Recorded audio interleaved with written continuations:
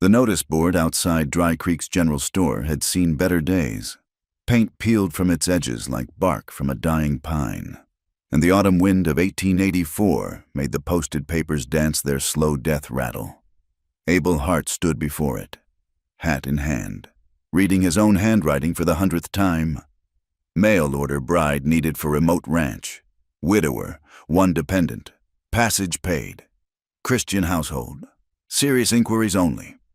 6 months. 6 months since he'd hammered that notice up with 3 bent nails and a prayer he wasn't sure God was listening to anymore. The few responses that trickled in through the postal service had dried up by August. Now, October painted the Wyoming sky the color of old iron, and Abel wondered if he'd been a fool to hope.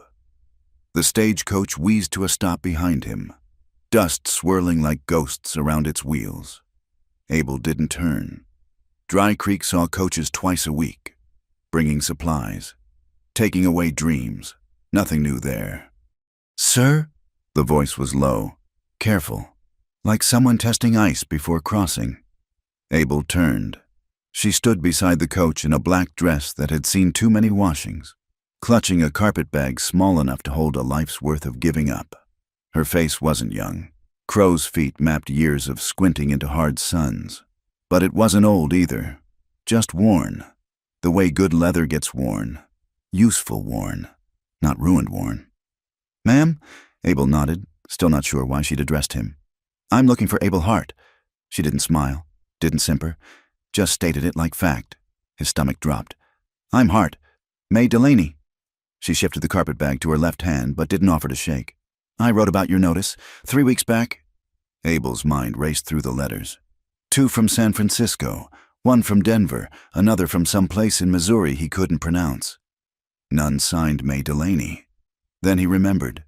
The one with water stains on the envelope, postmarked from Nebraska. Short. Direct. Widowed. No prospects. Can work.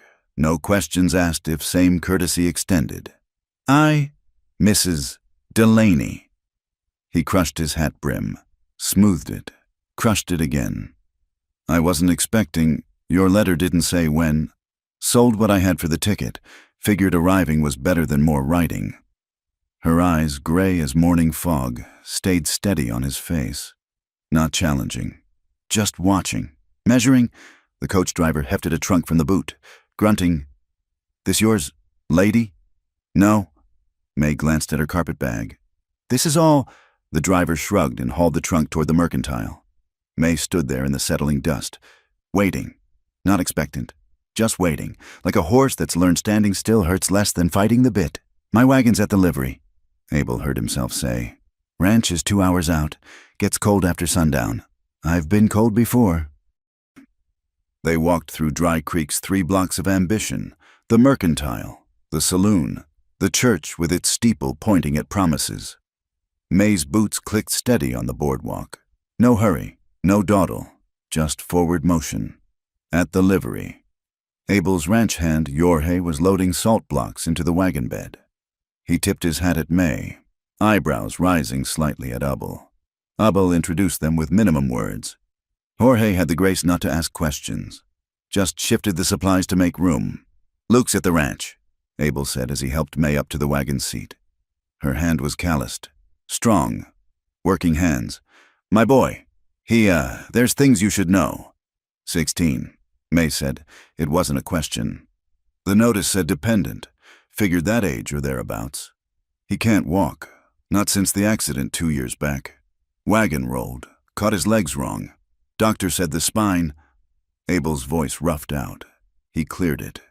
"He uses a chair I built. Gets around some, but..." May settled her carpet bag at her feet. "Can he feed himself?" "Yes." "Dress himself?" "Mostly. Boots give him trouble." "Does he read?" Abel blinked. "Reads everything he can get. Books are... well, they're his legs now, I suppose." May nodded once. "Then we'll manage." The wagon rolled out of Dry Creek as the sun started its slide toward the mountains. Abel wanted to fill the silence with promises about the house being sound, the well running clear, the cellar stocked for winter. Instead, he matched May's quiet, letting the creak of wheels and clop of hooves speak what needed speaking. An hour out, May broke the silence. Your wife, how long? 3 years come Christmas? Fever took her quick. Abel kept his eyes on the road. Yours? 18 months. Railroad accident. They brought him home in pieces. Her voice stayed level, but her hands tightened on the carpet bag. Had a daughter, too, earlier. Cholera. Abel nodded. Some griefs were too big for sorry. The ranch appeared as the sun touched the mountain peaks, a collection of honest buildings arranged around a dirt yard. The main house squatted solid against the wind, smoke threading from its chimney. Abel had built it to last, not to impress. Log walls, shake roof, a porch that wrapped 3 sides like sheltering arms. Luke sat on that porch, a book spread across his lap. Even from a distance, Abel could see the tension in his son's shoulders. The boy had argued against the mail-order bride notion from the start. We're doing fine, he'd insisted, though the house grew dirtier and their meals plainer with each passing month. Abel stopped the wagon at the porch steps. Luke didn't look up from his book. Luke. Abel kept his voice neutral. This is Mrs. Delaney. Now Luke raised his head. His face, Abel's jawline, his mother's eyes stayed carefully blank. Ma'am? May climbed down from the wagon without waiting for help. She approached the porch steps, stopped at the bottom, looking up at Luke. Not at the chair, at Luke. May I? She gestured to the space beside him. Luke shrugged, still wary. May climbed the steps, smoothed her skirt, and sat on the bench his mother used to favor. Close enough for conversation, far enough for comfort. She looked at the book in Luke's lap. Scott? Cooper. Luke's voice held surprise. The Prairie. Read it on the way from Nebraska. Slower than watching it happen, but passes the time. May leaned back slightly. Though he does go on about noble savages and such. Real Indians I've met were just folks trying to get by, same as anybody. Luke's mouth twitched, almost a smile. That's what I told Pa. He said I was being disrespectful to literature. Sometimes literature needs disrespecting. May stood. I should help with the supplies. She was halfway down the steps when Luke spoke. You planning to try and mother me? May turned. No. Had my chance at mothering. Buried it. I'm here to keep house and maybe keep your PA from talking to the cattle. You need something. You ask. You don't. I'll leave you be. Luke studied her for a long moment, then nodded and returned to his book. The house smelled of smoke and leather and the particular loneliness of men trying to cope. May set her carpetbag by the door and surveyed the kitchen. Not dirty, exactly, just forgotten. Dishes done but stacked crooked. Floor swept but corners missed. The kind of tending that keeps collapse at bay but doesn't invite living. Abel hauled in supplies, piling them on the table. I'll show you your room. It's small, but after supper, May was already rolling up her sleeves. Stove's warm. Shame to waste it. She found salt pork in the larder, potatoes growing eyes in a bin, onions hanging from the rafters. Nothing fancy, nothing much, but enough. While Abel tended the animals, May carved order from chaos, sliced, seasoned. Set the heavy skillet to heating. A 3-legged dog limped in from somewhere, regarding her with a suspicion of the often kicked, You got a name? May asked it. The dog wagged its tail stub cautiously. Didn't think so. Come on then. She found a cracked bowl, spooned in some scraps. The dog approached like it expected the food to vanish. May set the bowl by the stove and went back to cooking. The dog ate in gulps, then settled on the rag rug, sighing deep. When Abel and Luke came in for supper, Luke rolling his chair with practiced efficiency, the table was set with the good plates May had found wrapped in newspaper.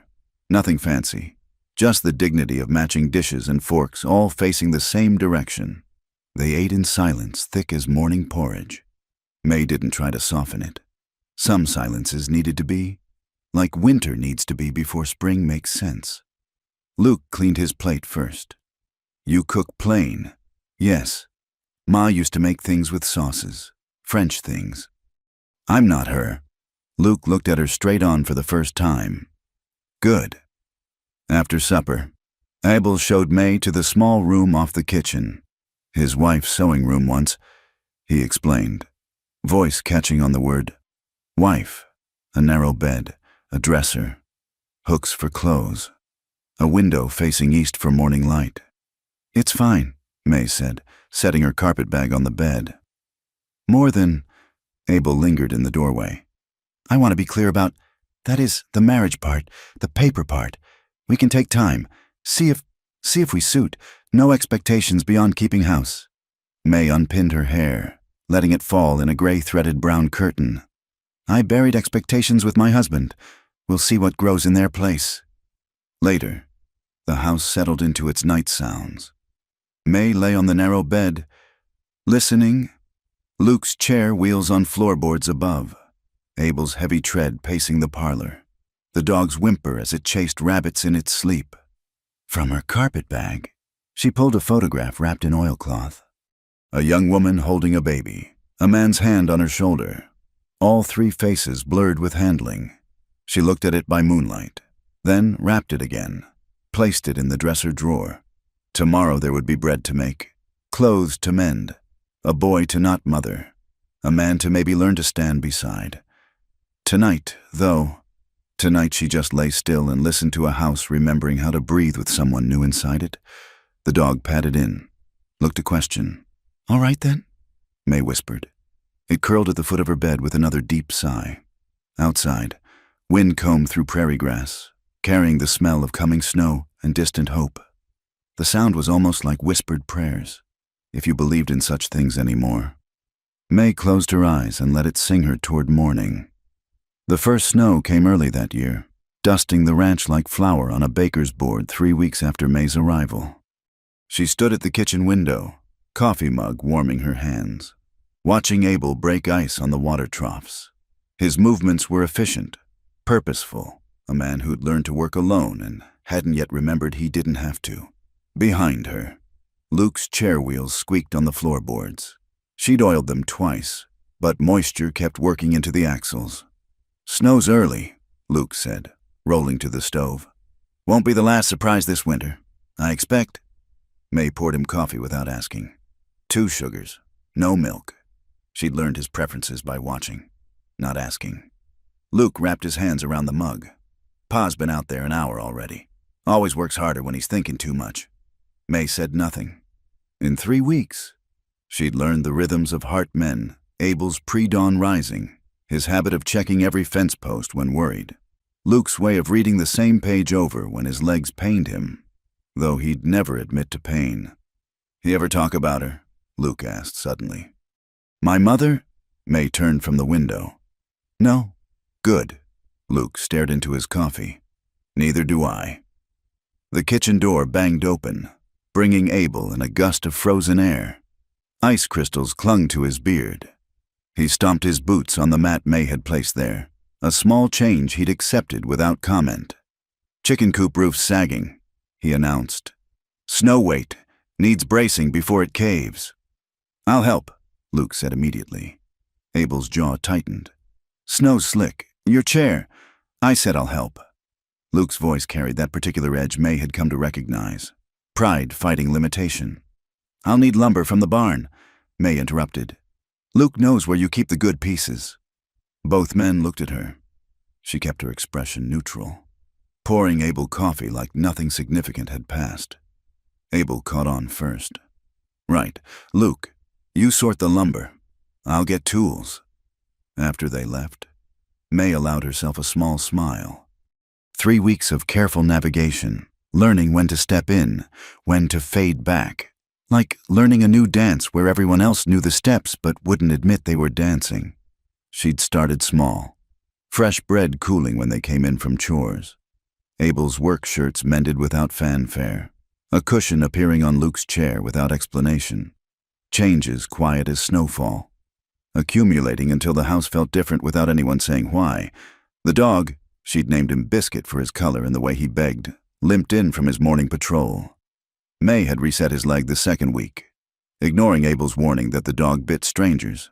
Biscuit hadn't bitten, just trembled while she worked, then licked her hand after, By noon, the chicken coop stood reinforced, and snow fell steady. Luke had directed lumber selection from the barn doorway while Abel hammered. May brought hot cider out, standing back while they admired their work with the satisfaction of men who'd solved something fixable. At dinner, Luke actually laughed. Abel had been telling about Jorge's nephew trying to ride an unbroken colt, and when he got to the part about the boy landing in the water trough, Luke's laughter burst out sudden as summer thunder. Then, immediately, his face flushed. "Sorry, boy landed so hard, ice broke clean through," Abel continued, voice gentle. "Jorge said he came up swearing in 3 languages. Luke's mouth twitched. "Which 3? Spanish, English, and what Jorge called the universal language of frozen backsides." This time Luke's laughter came easier. May served stew and said nothing. But inside, something loosened like a knot worked free. Sunday brought clear skies and church bells carrying across the valley. May stood before the small mirror in her room, pinning her hair. The black dress was her best, which wasn't saying much. But clean, pressed, respectable. A knock at her door. "May?" Abel's voice, uncertain. "About church." She opened the door. He stood in his good suit, collar stiff with starch, looking anywhere but at her face. "People will wonder," he said. "About us. What to tell them." "The truth," May said. "That I'm keeping house. Rest is nobody's business yet." Yet? The word hung between them like a question neither was ready to answer. Luke appeared in the hallway, wearing his church clothes. "We going or not? Pastor Williams gets cranky when people come in late." The ride to town passed quiet. Luke sat between them on the wagon seat, his chair folded in the bed. May had learned to help with the chair without making it seem like help, being where needed just as he reached, catching wheels before they caught on edges. Dry Creek's church squatted white and hopeful against the brown landscape. Folks gathered outside, talking weather and cattle prices until the bell called them in. May felt eyes track their arrival, the widower Hart with his crippled boy and the stranger woman. "Morning, Abel."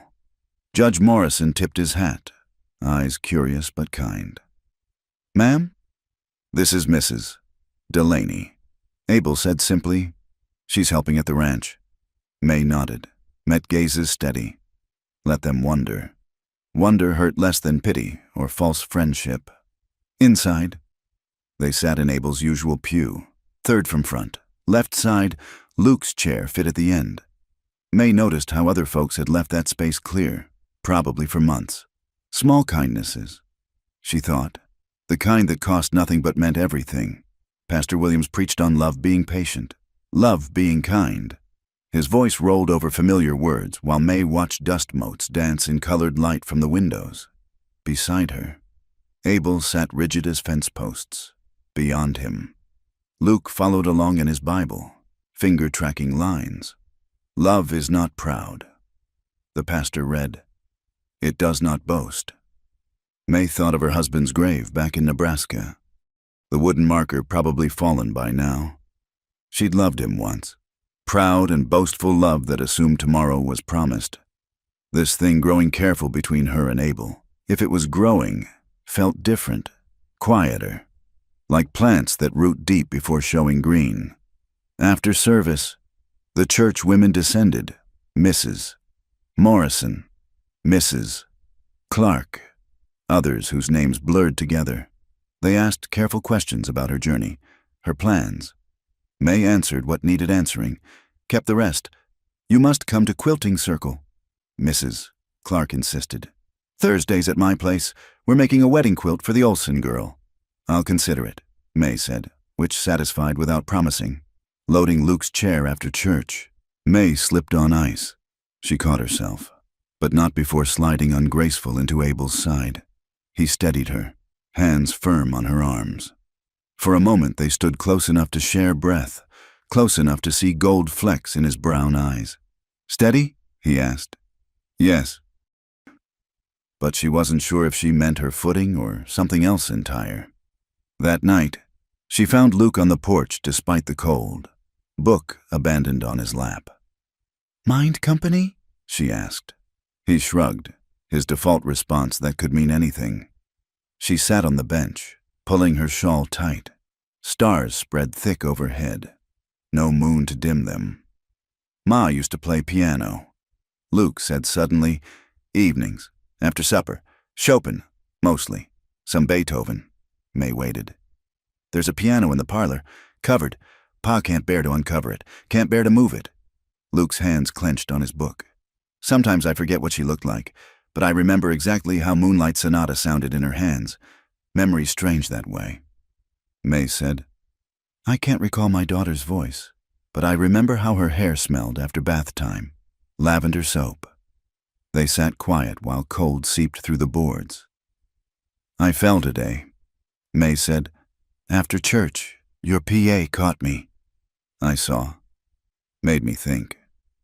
How catching someone's just reflexes, mostly, until it isn't. Luke turned to study her profile in starlight. You saying you're falling? I'm saying maybe falling's not the worst thing, if someone's there to catch you. Luke was quiet long enough May wondered if she'd overstepped. Then, he hasn't played fiddle since she died. Used to play while she played piano.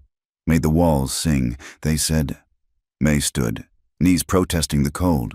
Walls can learn to sing again, just takes time. She touched Luke's shoulder, light as snowfall. Don't stay out too long.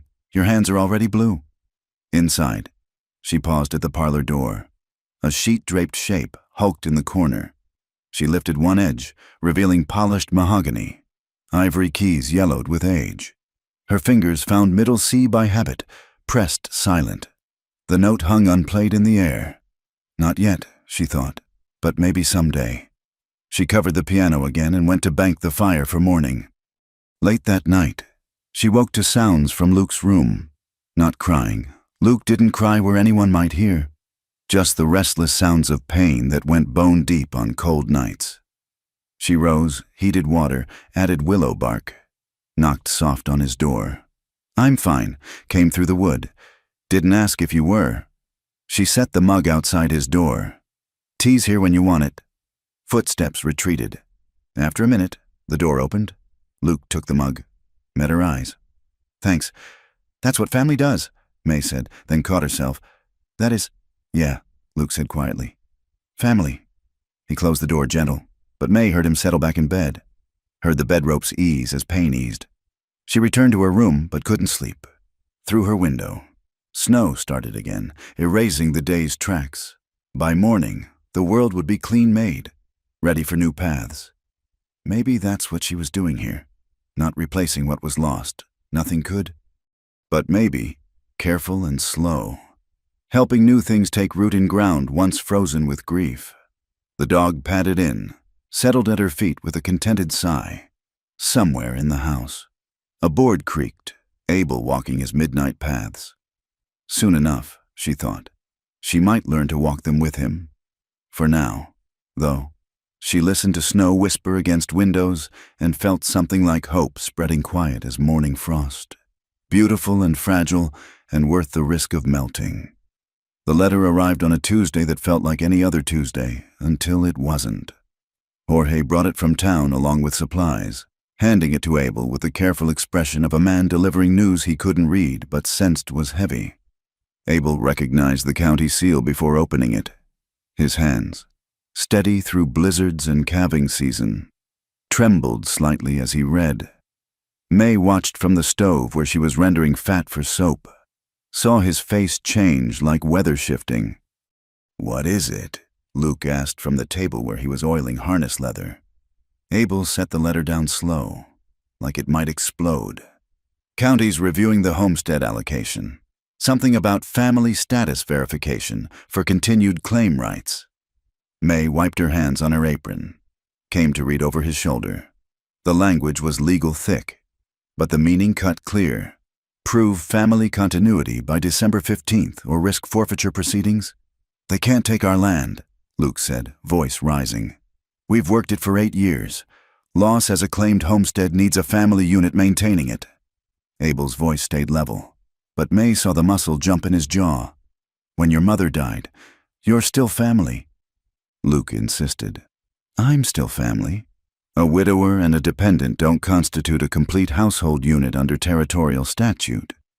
May read the words aloud, tasting their bitterness. They want proof of conventional domestic arrangement. The kitchen went silent except for the pop of rendering fat. So, we tell them May's here now, Luke said finally. She's family. Abel and May looked at each other across a distance that suddenly felt vast as prairie. I'm hired help, May said carefully. That's not what they mean. Then what do they mean? But Luke's face said he already knew. That night, May found Abel on the porch, staring at stars like they might offer answers. She pulled her shawl tight and joined him. I won't trap you, he said without preamble. Won't use the land as a snare. Nobody's trapping anybody. May kept her voice steady as her soap-making. Question is, what's practical? Marriage is more than practical. Is it? May turned to face him. My first marriage was love-drunk foolishness. Lasted 6 years before the railroad took him. Your marriage, she stopped, but the words hung there anyway, was everything. Abel finished. Which is why I can't ask you to pretend it's something sacred. May laughed, short and sharp. Sacred? Abel Hart. I've birthed dead babies and washed my husband's blood off kitchen floors. Sacred left me behind long ago. But practical, that I understand. Abel flinched at her bluntness. Good, she thought. Sugarcoating helped nothing. The boy needs this land, she continued. You need this land. I need... She paused, surprised by the truth. I need somewhere to not be a ghost. That's all? May considered lying, then didn't. For now. They stood quiet, breath misting in the cold. Finally, Abel spoke. If we did this, paper marriage, legal thing, I'd not expect...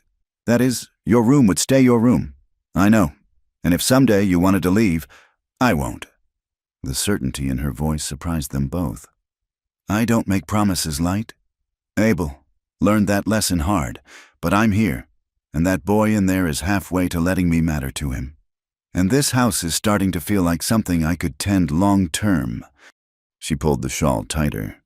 Maybe that's not love like poets write, but it's not nothing. Abel studied her face in the dim light spilling from the kitchen window. No, it's not nothing.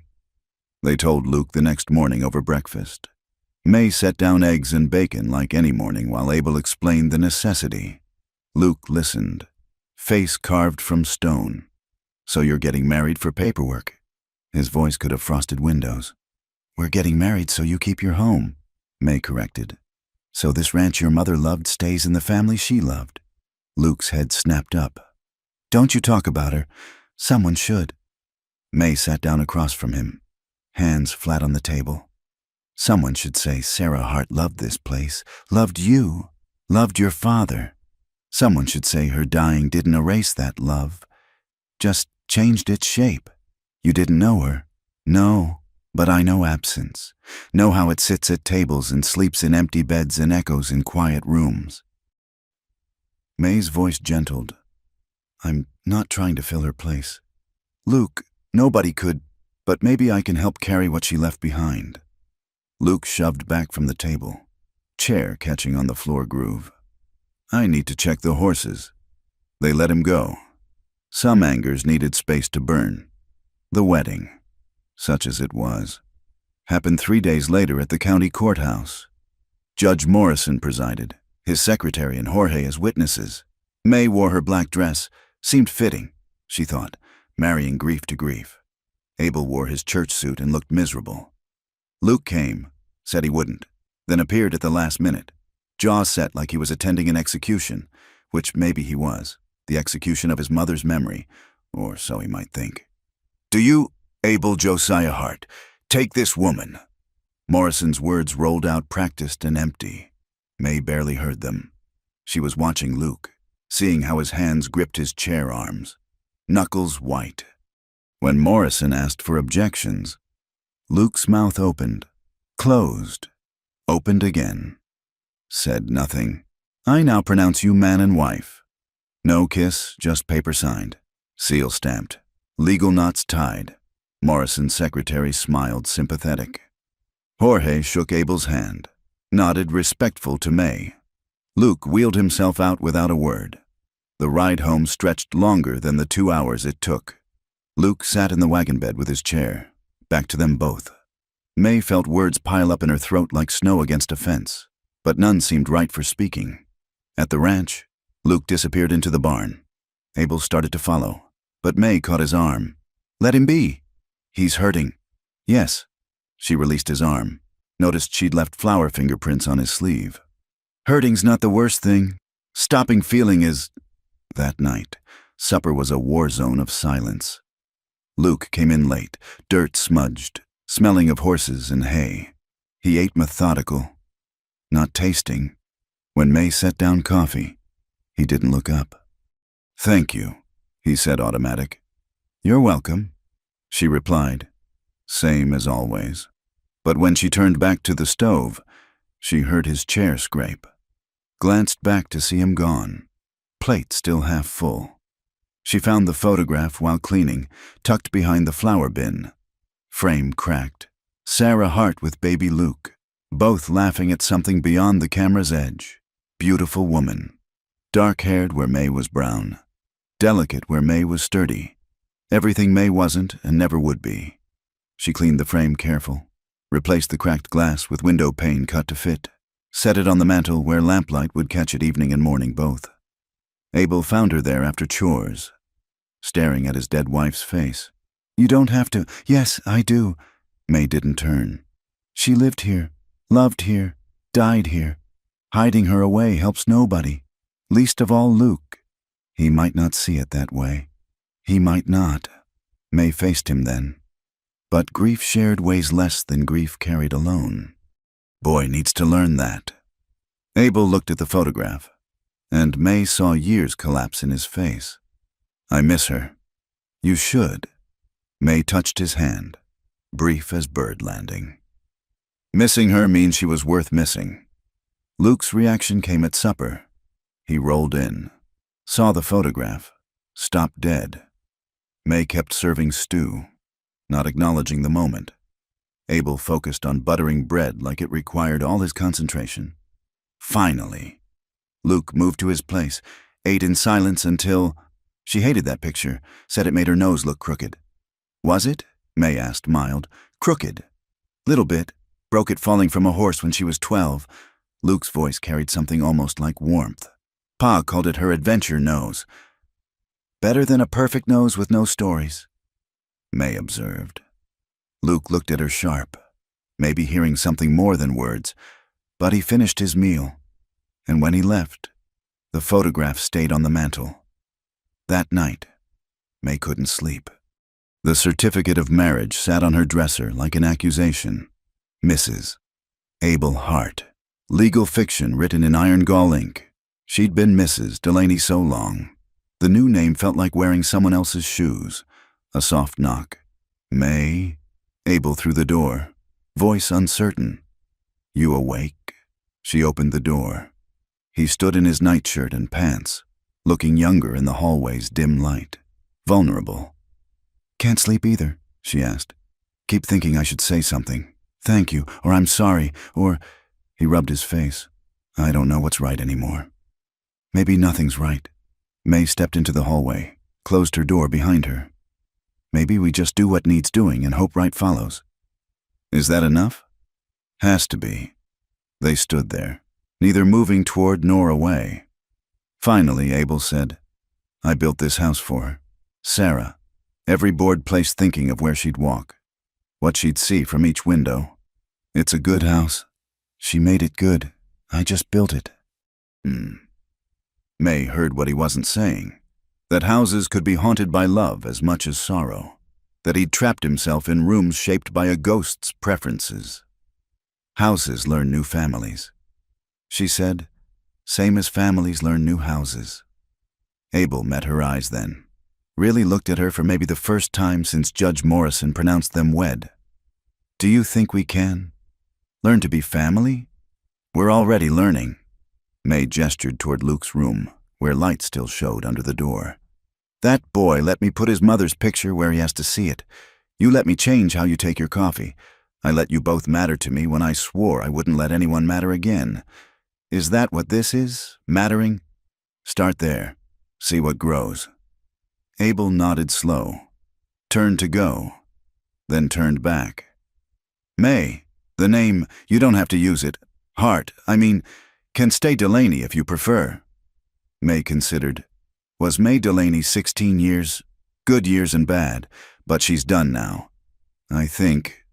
She tried the words careful. May Hart's got work to do.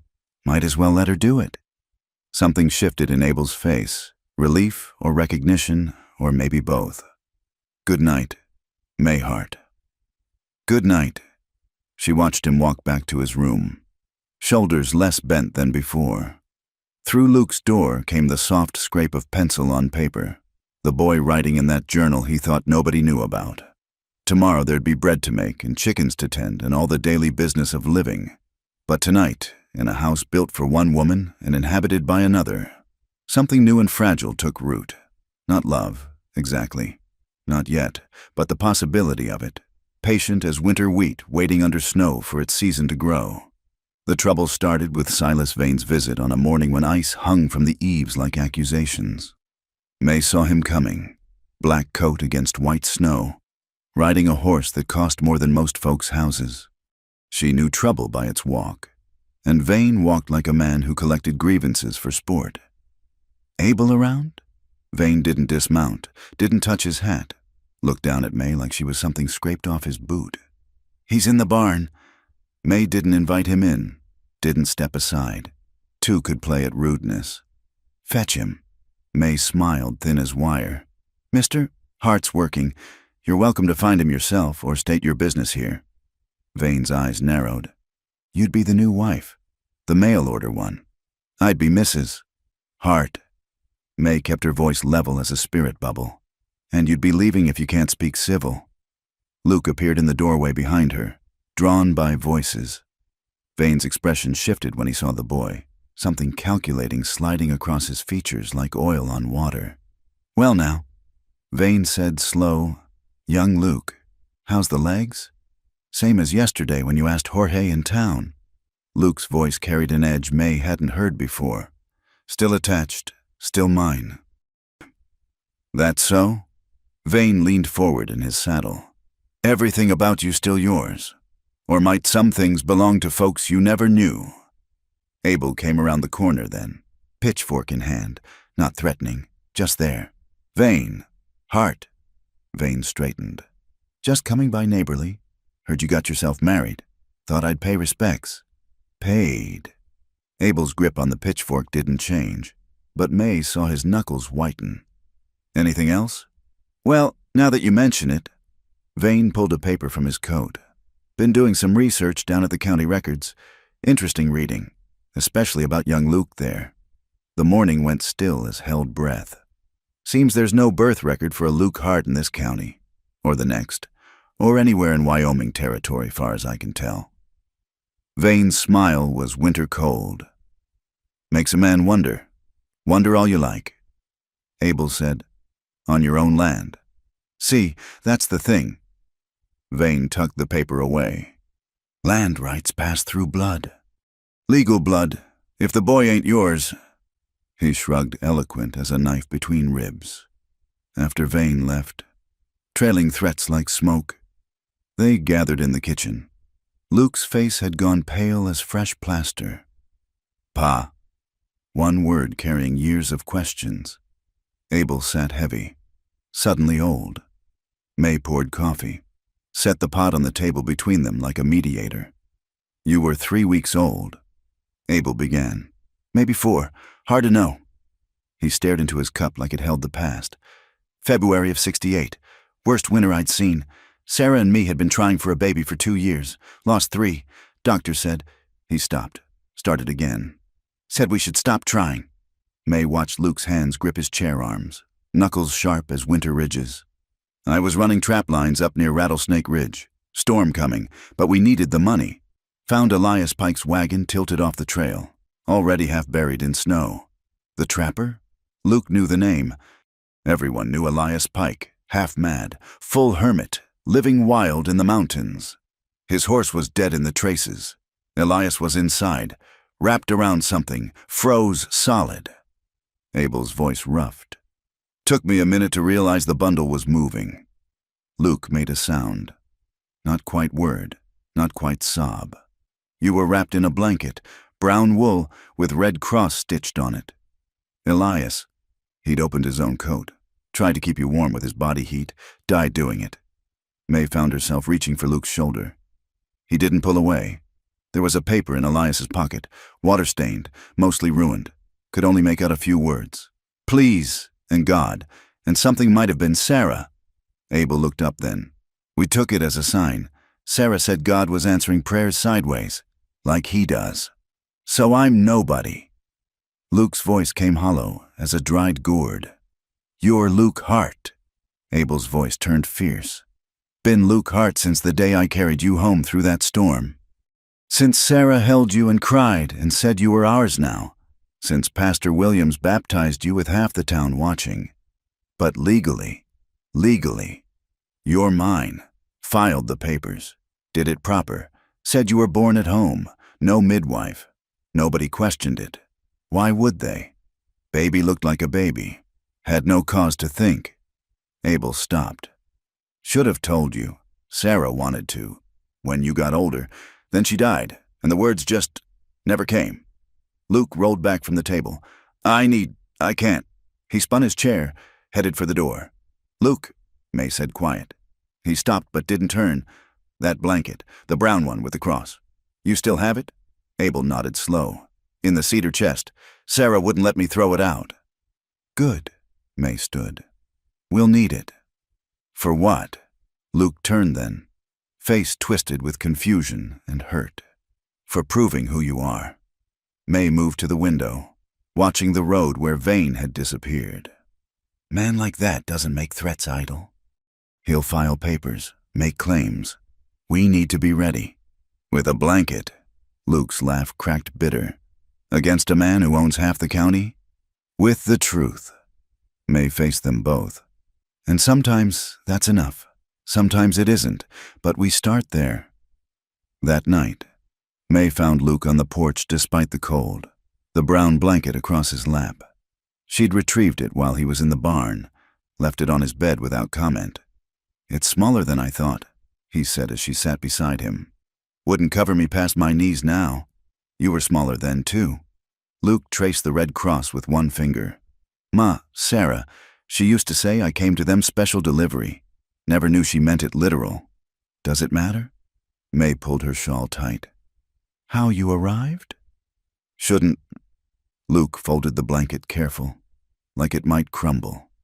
But it does, all these years, thinking I had her blood, his blood, thinking my legs were bad luck but at least I belonged. His voice caught. Now I'm just some throwaway baby who brought bad luck with him. May was quiet long enough that Luke looked over. You going to tell me I'm wrong? No. She stared out at the snow-covered yard. You're not wrong. You were thrown away. That's true. But it's not the only truth. Maybe not even the important one. What's more important than blood? Choice. May turned to him. Your Abel, he could have left you in that wagon. Easier thing. In a storm. But he chose to carry you home. Sarah chose to love you like her own. And for 16 years, they chose you again every morning. That's different than being born to them. Is it? May stood, knees creaking. My daughter was my blood. Loved her fierce as fire. Still couldn't keep her alive. Blood's no guarantee of anything. Luke, ask Cain and Abel. Luke snorted despite himself. Pa hates when people make that joke about his name. I bet. May touched his shoulder light. Point is, family's built as much as birthed. Your parents built you a family strong enough to last past death. That's more than blood. That's iron. Inside, Abel sat at the kitchen table, writing careful in the ledger where he tracked ranch business. But May saw the pen pause, saw him staring at nothing. Need help? She asked. Writing to Judge Morrison, explaining the situation before Vane twists it. Abel set down the pen. Don't know how to say it right. Dear Judge, my son's my son even though he isn't. Sounds foolish. May read over his shoulder, then took the pen. May I? He nodded. She wrote in her careful schoolhouse hand, Judge Morrison, regarding the matter of Luke Hart's parentage and inheritance rights. In February 1868, I took custody of an abandoned infant in life-threatening conditions. With my late wife, Sarah, I raised this child as our son. All proper documentation was filed with the county. Luke Hart has been acknowledged by this community as my legal son for 16 years. Any challenge to his status is both legally groundless and morally reprehensible. I trust you will dismiss any such claims with the contempt they deserve. Respectfully, Abel Hart. Abel read it twice. You sound like a lawyer. Had to learn legal writing when James died. Fighting off creditors teaches you to use words like weapons. She set down the pen. Sometimes that's what they need to be. They sent Jorge to town with the letter next morning. By afternoon, he was back with company. Elias Pike himself, looking like winter had carved him from driftwood and leather. Heard Vane sniffing around old stories, Elias said without preamble, standing in their kitchen like a wild thing forced indoors. Figured you might need this. He pulled out a leather journal, pages yellow as old bones. Keep records of my finds. Habit from trapping days. Look here. He opened to a page covered in cramped writing. February 15, 68. Found dead woman frozen roadside. Mile marker 42. Young, maybe 20. Mexican or Indian blood by look. Well dressed, so not local. Baby nearby, barely alive. Gave to Hart, who was passing. Woman too froze to bury. Marked spot with rocks. May read the entry. Heart racing. You found Luke's mother. Found a dead woman with a baby. Elias shrugged. Whether that makes her a mother's another question. But she died trying to keep that baby warm. Wrapped him careful, even while freezing. He looked at Luke. That tell you what you need to know, boy? Luke's eyes shone wet. The grave. Is it? Still there. I check sometimes. Keep the marker stones stacked. Elias closed the journal. Woman like that, dying for her baby, she deserves remembering, even by strangers. She's not a stranger. Luke said quiet. She's my mother, my first mother. Elias nodded once. Satisfied. You want this journal for your legal troubles. It's yours. Rather see it help the living than molder in my cabin. After Elias left, they sat with the journal between them like a holy book. Proof written in faded ink. Luke had been loved by two mothers, chosen by one, died for by another. We should visit, Luke said finally. The grave. When the snow clears. We will, Abel promised. May picked up the journal, studying the entry again. Something caught her eye. Look at this, the date, February 15th. And here, where Elias describes the blanket, brown wool, red cross. That's not just any blanket. What do you mean? Abel leaned closer. That's a St. Bridget's cross, Irish blessing symbol, and February 15th, that's St. Bridget's feast day. May set down the journal. Careful. Your mother, Luke, she was trying to get you somewhere specific. Maybe to the Irish settlements near Cheyenne. Somewhere she thought you'd be safe. Understood. Luke touched the journal page like it might vanish. So I'm Irish. Part, maybe. Does it matter? Luke considered. Yesterday it would have. Today. He looked between Abel and May. Today I think I'm just Luke Hart. That's enough name for anybody. That night, May couldn't sleep for thinking. A young woman, dying in snow, wrapping her baby in blessed wool. The kind of love that spends its last breath on hope. She'd known that love, burying her own daughter. Would have died for her if death would have helped. She rose, went to the kitchen for water, found Abel there staring at the stove's dying embers. Can't sleep either. He shook his head. Keep thinking about that woman, wondering who she was, why she was alone, whether anyone looked for her. Someone did. May sat across from him. Someone loved her enough to give her a saint's blanket. Someone missed her when she didn't come home. Like Sarah. The words fell soft between them. Like Sarah. May reached across the table, covered his hand with hers. First time she'd touched him deliberate since the wedding. His hand turned, fingers threading through hers, careful as darning. "Thank you," he said. "For the letter. For knowing what Luke needed to hear. For—" He stopped, started again. "For making us family when we were just three broken people sharing a house." May squeezed his hand, then let go. Still broken, but maybe that's how the light gets in. They sat in comfortable silence while the stove ticked cooling and wind-tested windows. Tomorrow would bring whatever Vane planned next. But tonight, in a kitchen that had seen birth and death and all the living between, they had truth written in faded ink and love stitched in red wool. Sometimes that was arsenal enough. The Dry Creek courthouse smelled of old wood and older arguments. May sat between Abel and Luke in the front row, watching townsfolk file in for the hearing. Word traveled fast in small places. Silas Vane challenging the Hart boys' inheritance had drawn a crowd like blood draws flies. Vane sat across the aisle, pressed and polished as a new penny. His lawyer from Cheyenne had teeth white as lies and a smile to match. Behind them, Vane's hired men lounged against the wall, making their presence felt. Quite a turnout, May observed, voice steady as her hands weren't. "Vultures," Luke muttered, his good clothes pulled tight across shoulders gone rigid with anger. "Come to watch us lose everything, or to watch Vane get what's coming," Abel countered, though his jaw betrayed his own doubts. Judge Morrison entered, black robes making him look like a crow among pigeons. May had cleaned his wife's birthing bed twice, hoped that counted for something in the scales of justice. "This hearing will determine the matter of inheritance rights regarding the Hart property," Morrison began. "Mr. Vane has filed challenge to Luke Hart's status as legal heir, claiming—" He adjusted his spectacles. "Claiming fraudulent representation of parentage." The Cheyenne lawyer stood smooth as oil poured. "Your Honor, we'll demonstrate that the boy called Luke Hart has no blood relation to Abel Hart, making any inheritance claim invalid under territorial law." "He's my son," Abel said, half rising before May's hand on his arm stopped him. "You'll have your turn, Mr.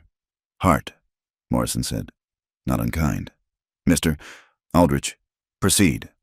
Aldrich painted a picture ugly as sin and twice as twisted, how Abel Hart had procured a baby through unknown means, how he'd filed false documents, how the land, prime grazing territory with year-round water, should revert to public auction, where Vane would buy it for pennies on the dollar.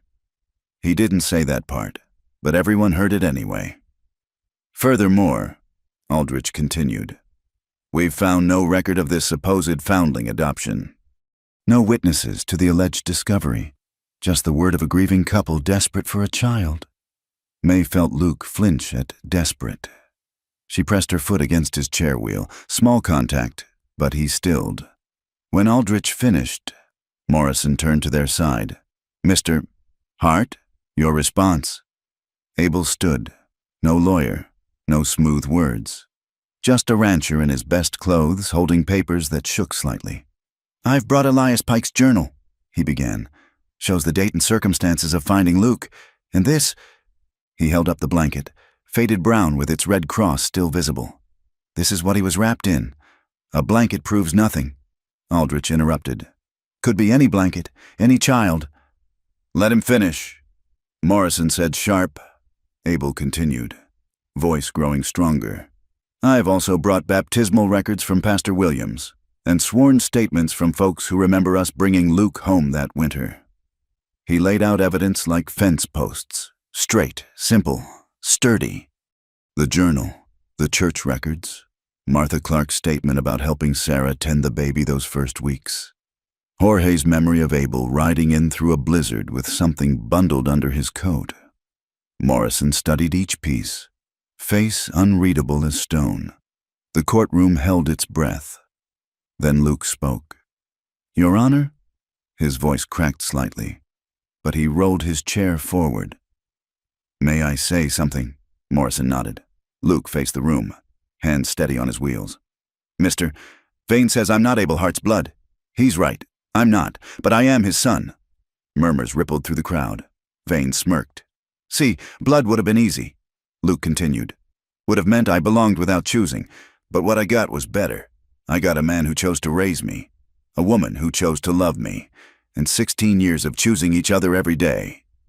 He turned to Vane. You think that paper makes family? You think blood makes a son? Then explain why my PA worked nights to build me this chair. Why my mother, Sarah Hart, sang to me through fever when I was 5. Why May Hart fights for me now like I came from her own body. May's throat closed tight. My mother, like I came from her own body. The words hit deep as winter cold. None of that's legal precedent, Aldrich protested. No, Luke agreed. But this is. I've been known as Luke Hart my whole life. This whole town knows me as Luke Hart. I've worked Heartland since I could hold tools. That's precedent. That's fact. That's law. The courtroom erupted in talk. Morrison banged his gavel hard enough to shake dust from rafters. Order. He waited for quiet. This is a matter of law, not sentiment. However, he shuffled papers. The law recognizes both blood and custom in matters of inheritance. Mr. Pike's journal provides contemporary documentation of the child's arrival. The baptismal records show legal acknowledgement by the community. And 16 years of public recognition as Luke Hart carries significant weight. Vane stood abrupt. Your Honor, surely— I'm not finished. Mr. Vane. Morrison's voice could have frozen flame. I'm also considering your motivations in bringing this challenge. Seems peculiar. A neighbor suddenly concerned with bloodlines when valuable land's at stake. I'm protecting the law, Vane protested. You're protecting your wallet, someone called from the back. Nervous laughter skittered through the room. Morrison raised his gavel for silence. After reviewing the evidence and testimony, this court finds that Luke Hart is the legally recognized son of Abel Hart, with full inheritance rights intact. Challenge dismissed. The gavel fell like thunder. Vane's face went purple as fresh beef. This is favoritism, small-town corruption. This is justice, Morrison replied cold. And you'll remove yourself from my courtroom before I find you in contempt. As Vane stormed out, Aldrich packing papers in his wake, the courtroom exploded in talk and movement. Folks pressed forward to shake Abel's hand, pat Luke's shoulder. May found herself pulled into embraces by women she barely knew. Never liked that, Vane. Mrs., Morrison confided. Too smooth by half, like a snake in a suit. Through the crowd, May caught Luke's eye.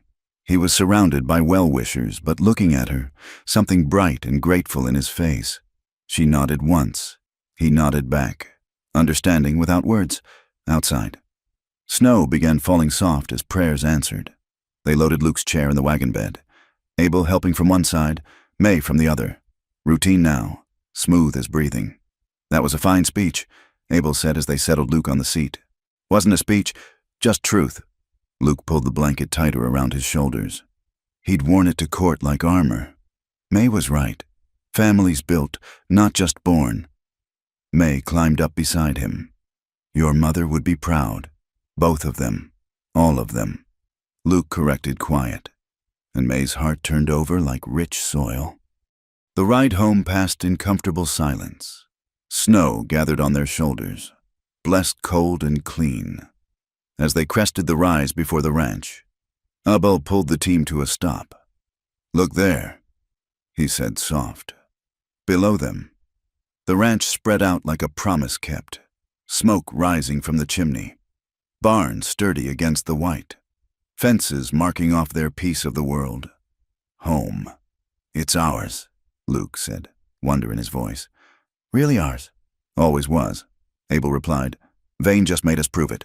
That night, celebration was quiet. Good stew, fresh bread, coffee with sugar unstinted. They'd won, but victory felt fragile as fresh ice. Men like Vane didn't take losing well. He'll try again, May said, voicing what they all thought. Different angle, but he'll try. Maybe. Abel pushed back from the table. But today today was enough. Luke wheeled himself to the window, looking out at falling snow. I want to visit her, my first mother. When weather clears. We'll go, Abel promised. All of us. I want to bring flowers. Luke continued. And maybe a marker, something permanent. She should have a name on stone, even if we don't know it. What would you put? May asked. Luke thought.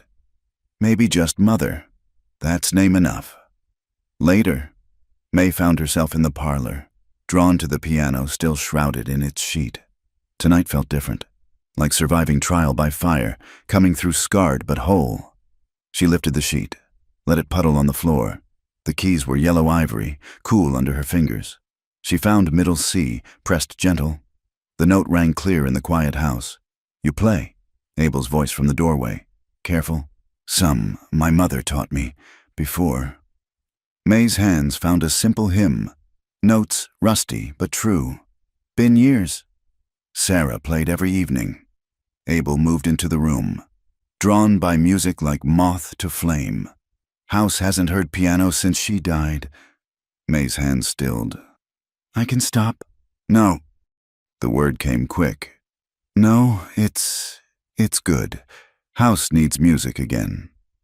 She played on, simple tunes half remembered. Abel sat in his chair by the fire, eyes closed. From the hallway came the squeak of Luke's wheels, but he stayed out of sight, listening, when her hands finally quieted, the last note hanging in air like a blessing. Abel spoke soft. Thank you. For what? For making us a family in that courtroom? For bringing music back? For... He opened his eyes, looked at her straight. For choosing us. May covered the keys gentle, stood. Wasn't just me choosing. She passed Luke in the hallway, touched his shoulder light. He caught her hand, squeezed once. No words needed.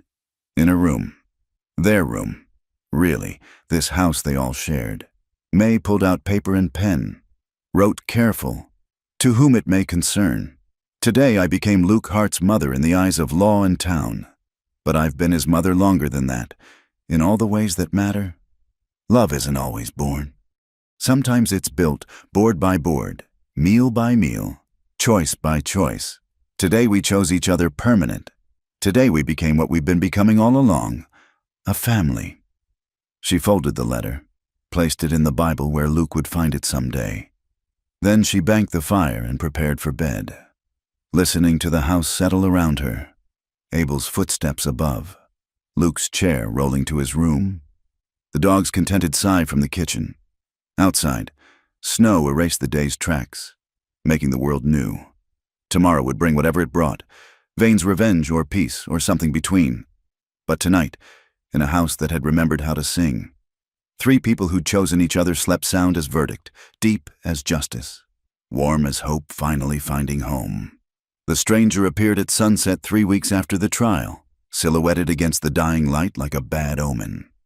May saw him first from the kitchen window, lone rider on the ridge where property lines blurred, still as a fence post, watching. Abel, she called quiet, not wanting to alarm Luke. Abel joined her at the window, squinting against the glare. Been there long? 20 minutes, maybe more. May dried her hands slow, eyes never leaving the figure, just watching. Could be anyone, traveler getting bearings. Could be, but May knew better. Travelers didn't sit statue still studying a ranch like they were memorizing its weaknesses. The rider vanished with full dark, but May double-checked the door locks that night. Abel noticed, said nothing, but she saw him clean his rifle before bed. 3 days later, Rafe Cutter knocked on their door. May recognized his type before he spoke. Black wool coat too fine for honest work. Boots that had never met a stirrup honestly. Smile sharp as winter wind. The kind of man who collected debts in flesh when coin ran short. Mrs. Hart? He touched his hat brim, mockery in the gesture. Mrs. Mayhart? Used to be Delaney? Ice walked up May's spine. Who's asking? Rafe Cutter, associate of your late husband. James Delaney? He produced papers from his coat like a card sharp showing aces. Seems James left some unfinished business. Debts unpaid. May kept her face still as wash water. James is dead. His debts died with him. Now that's where you're wrong. Cutter unfolded the papers, held them up like scripture. See, James put up collateral. Everything he owned, and here's the interesting part, everything his wife owned, present and future. May's mouth went dry. She remembered James in those last months, desperate as a drowning man, making promises he couldn't keep. She'd thought she knew all his debts, thought she'd paid them with everything she owned. I settled his accounts, she said. Sold everything. The creditors were satisfied. The legitimate creditors. Maybe. Cutter's smile widened. But James and I, we had a more private arrangement. Off the books, you might say. Abel appeared behind May, solid as an oak beam. My wife's past debts are not your concern. Ah, the new husband. Cutter looked Abel up and down, cataloging. Abel Hart, rancher, widower. Got yourself a ready-made family with a mail-order bride. He tisked. Touching story. Shame if debt collectors had to break it up. State your business or leave, Abel said flat. Cutter handed over the papers. $3,000, plus interest. Call it $4,000 even, for my trouble tracking the widow down. May felt the floor tilt. $4,000. More than the ranch cleared in 2 years, more than they had or could borrow. This is forged, she said, though her voice sounded hollow. James did whatever it took to get stake money. Cutter pulled out a second paper. His signature. And look here, yours too. Remember signing papers for him? Just business documents, he said. May did remember. James pushing papers at her. Impatient. Just sign. May, trust me. And fool that she was. She had... Luke rolled out from the hallway where he'd been listening. Get out of our house. Cutter's eyes flicked to the chair, to Luke's thin legs. Something ugly crossed his face. Well now, the crippled boy. Heard about you in town? Tragic story. He turned back to May. $4,000. You've got 2 weeks to raise it. Or what? Abel stepped forward. Or I exercise my legal rights. Cutter moved to the door, paused. Could take the ranch, could take other things. Man in my profession. We learn to be creative about collecting what's owed. He left them standing in the kitchen, papers on the table like poison. Let me see, Luke said. Reaching, May handed them over, hands numb. Luke studied them with the focus he brought to books, looking for flaws in the writing. Could be forged, he said finally, but proving it would cost more than we have. Abel finished. And Cutter knows it.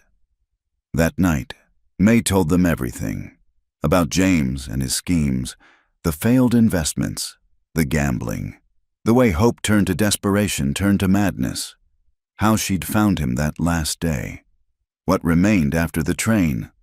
Stop, Abel said gentle. We don't need those details. You need to know what you married into, May insisted. What I brought to your door. You brought yourself, Luke said fierce. Rest is just paper and wind. But May saw the worry in Abel's eyes. The way he calculated resources they didn't have. 4,000 might as well be 4 million. Cutter took to visiting regular, always at mealtimes. Never came in, just sat his horse in the yard, whistling tunelessly. The third time, he'd brought friends, 2 men with faces that promised violence. Like vultures, Luke muttered, watching from the window. Vultures wait for things to die, May corrected. These are wolves. They make the dying happen. She'd started carrying the kitchen knife in her apron. Small protection, but the weight felt necessary. Sunday brought no relief. Cutter sat through church service, 3 pews back, eyes boring into May's skull.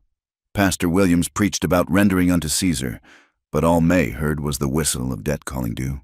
After service, Mrs. Morrison pulled May aside. That man, he's trouble? Old business, May said carefully. From before. Mrs. Morrison studied her with judge's wife eyes. If you need help. Thank you. May squeezed her hand. but it's my weight to carry. That night, Luke found May in the barn, brushing the horses with movements too harsh for kindness. "You're thinking of running," he said. Not a question. May's hand stilled. "Would solve things. Cutter wants me, not you." "Like hell." Luke rolled closer. "You run. He still comes for the ranch. Uses your debt as claim. We lose you and the land both." "Better than—" May stopped, but Luke heard the unspoken words. "Better than what? Than us fighting for you?" His voice cracked with anger. "You think we'd just let you go? Think Pa would? Think I would? I'm not your mother." "Luke." "No." Luke's jaw set stubborn. "You're the woman who chose to be my mother. That's harder. That's more. And I'll be damned if I let some ghost from your past take that away." May turned away so he wouldn't see her eyes fill. $4,000. "Luke, where do we get $4,000? "I don't know." Luke backed his chair toward the door. "But we've got a week to figure it out. And May, we're not giving up. Not on the ranch. Not on you. Get used to it." After he left, May stood in the barn's quiet, breathing hay and horse and the particular smell of hope, refusing to die. Through the walls came the sound of Abel's hammer. He was reinforcing the shutters, preparing for siege. Wednesday brought escalation. May went to town for supplies. Found Cutter waiting outside the mercantile. Mrs. Hart. He tipped his hat. "Lovely day for shopping. What's the husband buying you? Ribbons? Pretties?" His voice dropped. "Enjoy them while you can. Move aside," May said steady. "Or what?" Cutter stepped closer. "You'll stick me with that knife in your pocket?" "Oh yes, I noticed. James mentioned you had spirit. Said breaking it was half the fun." May's hand went to the knife, but Jorge appeared from nowhere, solid and scowling. "Problem? Senora Hart?" "No problem," Cutter said, backing away. "Just catching up with an old friend. 4 days left. May, tick-tock."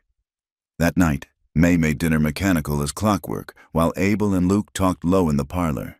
She couldn't hear words, just the rumble of planning. When she called them to table, both faces held the same stubborn set. "We're not paying," Abel announced. May's hand stilled on the coffee pot. "Abel, man's a parasite, a bloodsucker using forged paper or real debt twisted into threat." Abel's fist hit the table. "We're not paying." "Then we're fighting," May said. "Wasn't a question." "Then we're fighting," Luke confirmed. May poured coffee steady as her hands weren't. "He'll come hard. Men like Cutter don't take defiance well." "Neither do hearts," Abel said. That night, May lay awake counting heartbeats and chances. From the main room came sounds of Abel cleaning guns, Luke sharpening knives, her men preparing for war over a debt that wasn't theirs. She rose, padded barefoot to the kitchen. The photograph of Sarah and baby Luke caught moonlight on the mantel. Beautiful woman, trusting face. Woman who'd never had to sign papers in desperation, never had to wash blood from kitchen floors. "I'm sorry," May whispered, "for bringing this to your house." The photograph smiled on, serene and silent. A board creaked.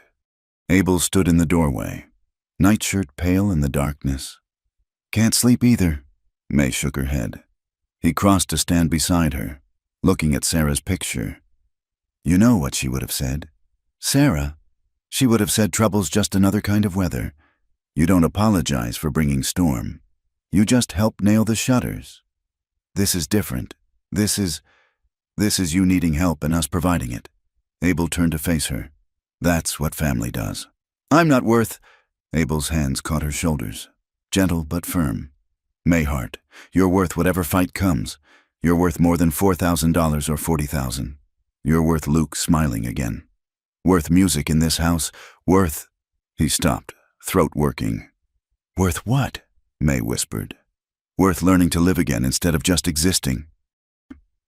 They stood in the dark kitchen, his hands warm on her shoulders, her dead husband's debt circling like wolves. And somehow none of that mattered as much as the space between them shrinking like melting snow. "He'll come Sunday," May said finally. "When 2 weeks are up, that's his way, making fear do half his work. Then Sunday we'll be ready." Abel released her shoulders slow. All of us.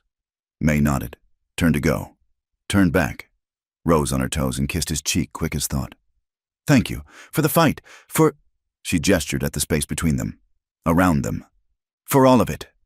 Then she fled to her room before he could respond, heart hammering with more than fear.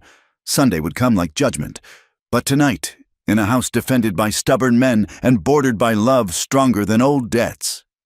Mayhart finally understood what she'd been afraid to name.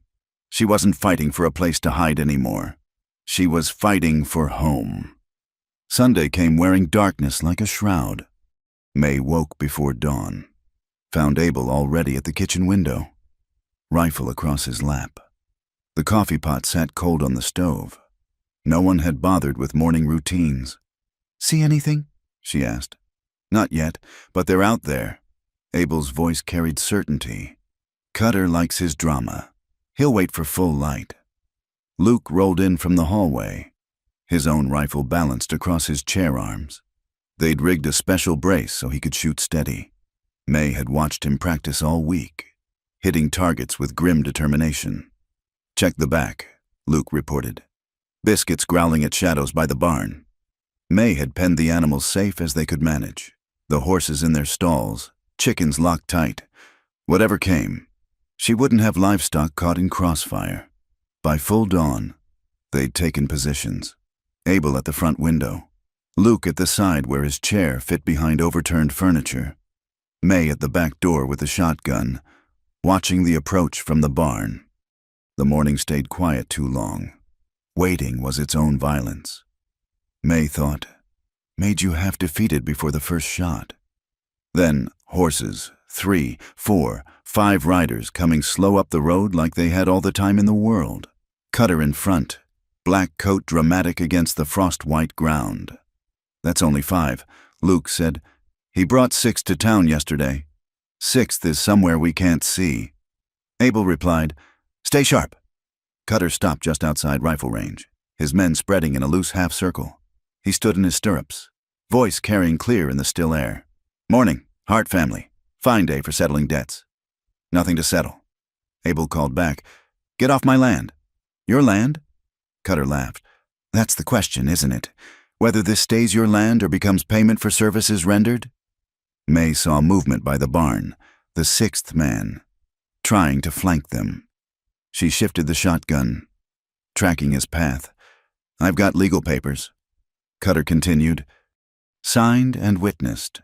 The widow owes me $4,000. I'm here to collect. Collect lead if you come closer. Abel warned. Now. No need for unpleasantness. Cutter dismounted, casual as Sunday visiting. I'm a reasonable man. Can't pay cash. I'll take trade. The ranch would square us. No. The livestock then. And the horses. Call it partial payment. No. Then maybe. Cutter's voice went silk soft. Maybe the boy works it off. Plenty of folks need a smart cripple who can read and cipher. Wouldn't take more than 10, 15 years to clear the debt. May heard Luke's sharp intake of breath, the click of his rifle cocking. You come for my son. You'd better bring more than 5 men, Abel said, voice deadly quiet. 6, Cutter corrected. Don't forget barns by your barn.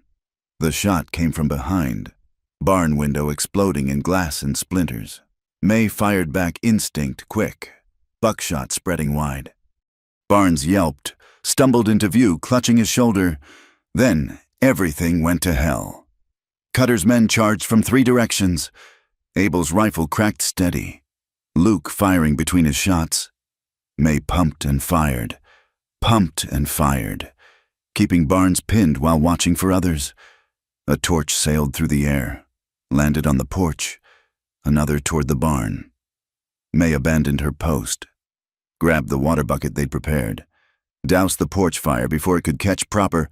Kitchen, Luke shouted. May spun. One of Cutter's men had made the back door, hatchet raised to splinter wood. She fired point blank through the door. The man screamed, fell back. In the main room, furniture crashed, Abel fighting someone hand to hand. Rifle abandoned. Luke trying to get a clear shot, but the men tangled too close. May grabbed the iron poker from the stove, still hot from last night's fire, brought it down hard on the attacker's wrist. Bone cracked. The man howled, releasing Abel. Down! Luke yelled. May dropped. Luke's shot passed over her, caught another man coming through the window. He fell half in, half out, groaning. Sudden silence except for hurt men moaning and her own heart thundering. Where's Cutter? Abel gasped, blood running from his mouth. Through the window. May saw him by the barn, trying to light another torch with Barnes's help. The barn, full of hay, full of winter feed, full of ways to burn them out. I've got him, Luke said, wheeling toward the door. No, May and Abel spoke together, but Luke was already gone, chair-bumping wild over the threshold. May ran after him, saw Cutter spot Luke, saw his face split in an ugly grin. Easy target, he must have thought. Crippled boy in a chair, rolling across open ground. Luke stopped 30 feet away, raised his rifle steady as stone. Drop the torch, Luke said clear. Cutter laughed. Or what, boy? You'll shoot me? Murder me in cold blood? Self-defense, Luke corrected. You came to burn us out. I came to collect a legal debt. Cutter stepped forward, torch high. Your mama there owes... Luke's shot took the torch from his hand, sent it spinning into the dirt. Cutter froze. That was your warning. Luke said, next one's center mass. What's it going to be? May reached the porch, Abel beside her, both ready to charge if needed, but Luke sat steady, rifle never wavering. Cutter looked at the boy in the chair, at the scattered torch, at his men, 2 down. Others fled or moaning. Barnes was already limping toward the horses. This isn't over, Cutter said. Yes, it is. A new voice. Sheriff Watson riding up with 3 deputies. Rafe Cutter, you're under arrest. For what? Cutter demanded. Collecting a legal debt. For assault, attempted arson, threatening a minor. Watson dismounted, iron in his voice. And for forging documents. Did some checking after misses. Hart visited yesterday. Interesting what you find when you compare signatures. May's knees went weak. Yesterday, when she'd slipped away while the men planned, desperate visit to town, throwing herself on law's mercy. You can't prove... Cutter started. James Delaney's cousin in Omaha was very helpful. Watson continued. Sent examples of real signatures. Yours don't match. Also sent a letter James wrote him, saying he'd paid all debts before he died. Seemed right proud of leaving his wife clear. Watson's deputies were collecting Cutter's men, ones who could walk helping ones who couldn't. Cutter stood alone, face cycling through rage and disbelief. She owes me, he said. That witch owes me for what James... What James what? May stepped forward. What James promised you, what lies he told. He's dead. Cutter. Whatever he owed you died with him. He owed me. Cutter's voice cracked. He owed me his luck, his scheme, his big chance. Then he died and left me with nothing. He left you with your life, May said quiet. That's more than he kept for himself. Watson cuffed Cutter, who'd gone limp as old rope. Judge'll sort this out, but I'm guessing prison time. Lot of it. As they led him away, Cutter looked back once. Should have just paid, he said. Would have been easier. No, Luke said, still holding his rifle. It wouldn't. The sheriff touched his hat to May. Mrs. Hart, glad you came to me. Wished you'd done it sooner. Didn't know if you'd believe me over him. I believe evidence, and Cutter's been suspected of worse for years. This just gave us cause to dig. Watson mounted up. We'll need statements later. For now, tend your hurt and your home. After they left, the 3 stood in the yard surveying damage. Porch scorched but standing. Barn singed but whole. Windows broken. Door damaged. Nothing that couldn't be fixed. You went to the sheriff, Abel said, not accusing, wondering.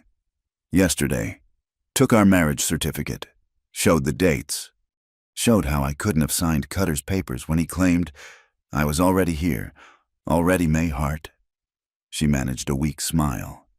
Figured being your wife ought to protect me from my first husband's debts. You could have told us. Could have. But you were planning for war. Thought I'd try law first. May touched Luke's shoulder.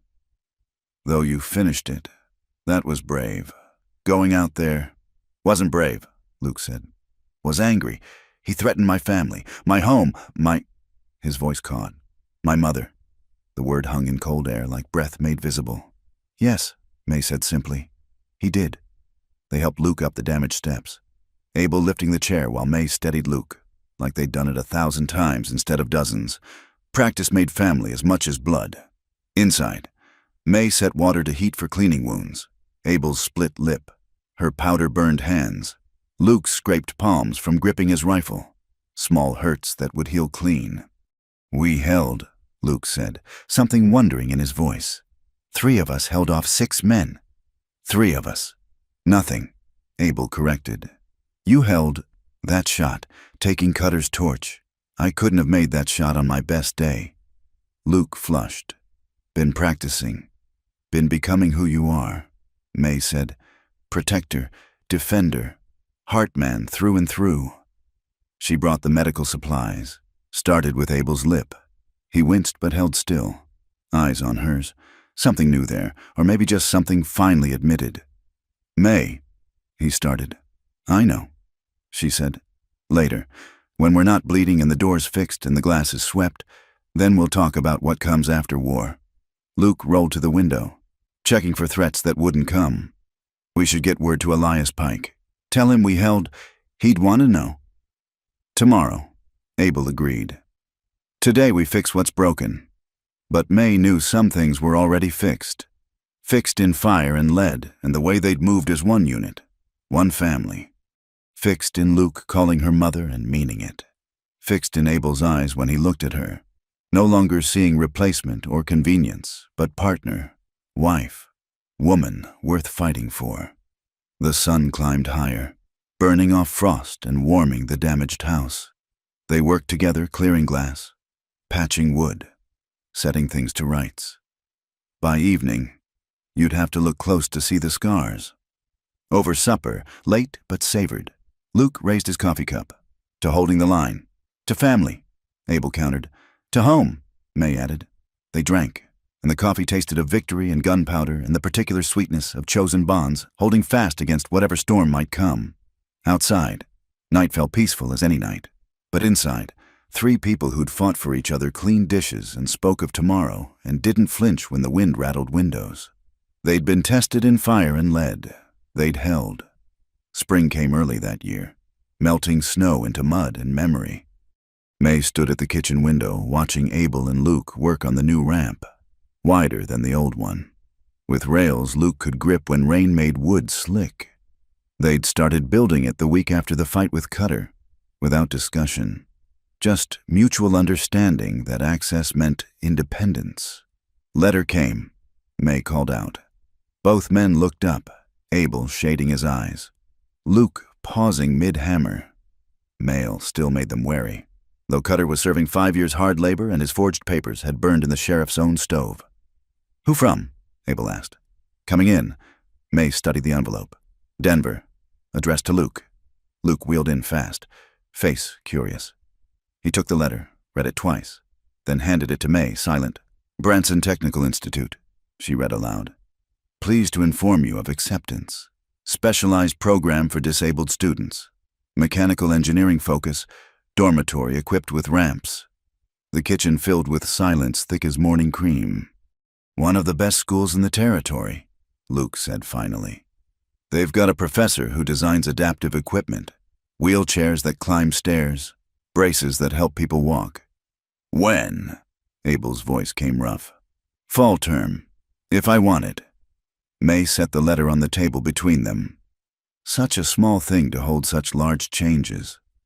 Do you, she asked, want it? Luke looked between them, his parents in all ways that mattered. I don't know. Leaving here? Leaving you both? That's not what she asked. Abel said gentle. She asked if you wanted. Luke's hands moved restless on his wheels. Yes, but then you go. May said firm. Want is reason enough. That night, Luke excused himself early. May found Abel on the porch, staring at stars like they might rearrange themselves into answers. "It's right," she said, sitting beside him. "Him going." "I know." Abel's voice carried all the weight of that knowing. "Doesn't make it easier." Easy was never what we signed up for. Abel turned to her then, really looked at her in the lamplight spilling from inside. What did we sign up for? May? She considered. 6 months since she'd stepped off that stagecoach. 6 months of building something unnamed but essential. "We signed up for today," she said finally. "And tomorrow, and whatever the day after brings. That all. That everything." Abel reached over, took her hand. First time he'd done that when they weren't dancing around danger or death. His palm was calloused, warm, familiar as her own heartbeat. "I want to ask you something," he said. "But I need you to know you can say no. House is yours regardless. Home is yours regardless.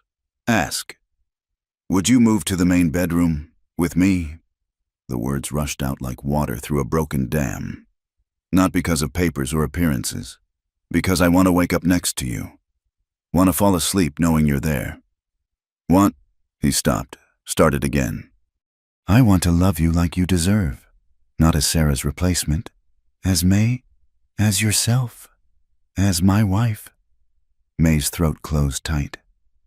"Abel, I know it's not what you came for. Know you've had love and loss, and maybe you're done with both. But May, these months, you've made us whole again. Made me remember why morning's worth meeting." May turned their joined hands, studying how they fit. "James loved me desperate, like I was water and he was burning. Loved me selfish and scared and too hard to hold. I'm not James. No." May met his eyes. "You love quiet. Like you build, one board at a time. Each one placed to last. Love that knows sometimes the best thing is just being in the same room, working different tasks, breathing the same air." "Is that enough?" May laughed soft. "Enough. Abel Hart, that's everything."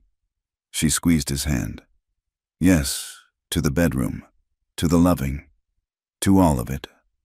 He kissed her then, careful and thorough, like he was memorizing the shape of possibility.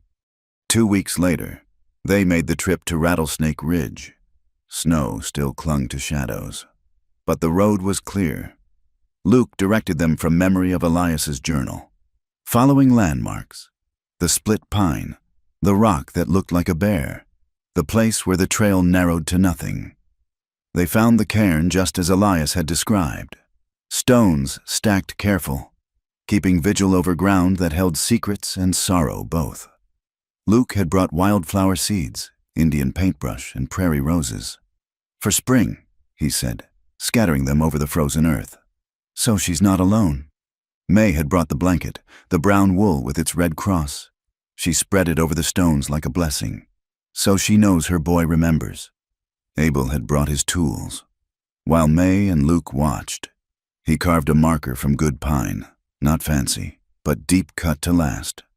"Mother," it read, "loved in life, honored in death, forever remembered." They planted it deep, packing stones around the base. The wind sang through the ridge, mournful and clean. "I wish I knew her name," Luke said quiet. "You know what matters," May replied. "That she loved you enough to die trying to save you. That's more than a name. That's a truth." They stood in silence. 3 people bound by choice, honoring a woman bound by blood. Then Luke began to speak. About school, about his plans, about the designs he wanted to create. Talking to the mother he'd never known, like she could hear across whatever distance separated them. "I'll make you proud," he finished. "Both of you. All of you." The ride home was quiet but not sad. Luke had needed this closing of one chapter before the next could begin. Come August, they stood on the platform at Dry Creek Station, Luke in his traveling clothes, new cases holding books and dreams in equal measure. The Institute had sent a guide to help with the journey, a cheerful young man with a limp who'd graduated the program 2 years prior. "I'll write every week," Luke promised. "You'll write when you can," May corrected. We'll be here regardless." Luke hugged Abel hard. No words needed between men who'd chosen each other. Then he turned to May. "Thank you," he said, "for saying yes to that notice board, for staying when it got hard, for—" His voice broke. "For being my mother when you didn't have to be." May pulled him close, breathed in the smell of soap and possibility. "Thank you for letting me." The train whistle screamed. The guide helped Luke board, chair and cases and all, through the window. Luke waved. May and Abel waved back until the train was just smoke on the horizon. "Empty nest," Abel said. "Empty but not ended." May took his arm. "He'll be back. Christmas. Summers. This is home base, not goodbye." They drove back to the ranch as afternoon painted the hills gold. The house stood waiting, solid and sure. Inside, May had left bread rising. Abel had harness to mend. Evening chores that hadn't changed just because their boy had taken his first flight. After supper, May played piano, really played. Not just remembered notes, but actual music. Abel got out his fiddle for the first time in 4 years. They made the walls sing again. Different songs than before, but no less sweet. Later, in the bedroom that was theirs now, May pulled out paper and pen. "What are you writing?" Abel asked from the bed. "Letter to the placement agency in Denver, the one that handles mail-order bride notices." May dipped her pen. "Thought I should tell them they can take down Abel Hart's advertisement. Position's been permanently filled." Abel laughed, rich and full. "How are you going to sign it?" May considered. "Mrs. May Hart, formerly Delaney, currently and contentedly home." She finished the letter, sealed it for morning post. Then she banked the fire and joined her husband, that word still new enough to notice, in the bed they'd learned to share. Outside, wind sang through grass that would green with spring. The dogs sighed in the kitchen, all the sounds of home. In Denver, Luke Hart was learning to navigate new hallways, design new futures. In Dry Creek, Abel and May Hart were learning the rhythms of love built slow and steady as good walls. Somewhere between, in ground marked by stones and seeds, a mother's sacrifice bloomed into a son's success. They'd started as 3 broken people answering notices in desperation. They'd become a family by choice, by trial, by the daily decision to stay. Tomorrow would bring its own challenges. It always did. But tonight, in a house that had learned to sing again, 2 people who'd thought love was behind them discovered it had simply been waiting for the right season to grow. The mail-order bride had become a wife. The crippled son had become an engineer. The widowed rancher had become a husband again. And all of them, through grace and grit and refusing to let go, had become exactly what they'd needed all along: home. Thank you for listening to this story from the Wild West. Where are you enjoying this tale from? Please subscribe to the From Wild West channel and share your thoughts in the comments below. I'd love to hear where in the world you're listening from and what touched your heart in Abel, May, and Luke's journey.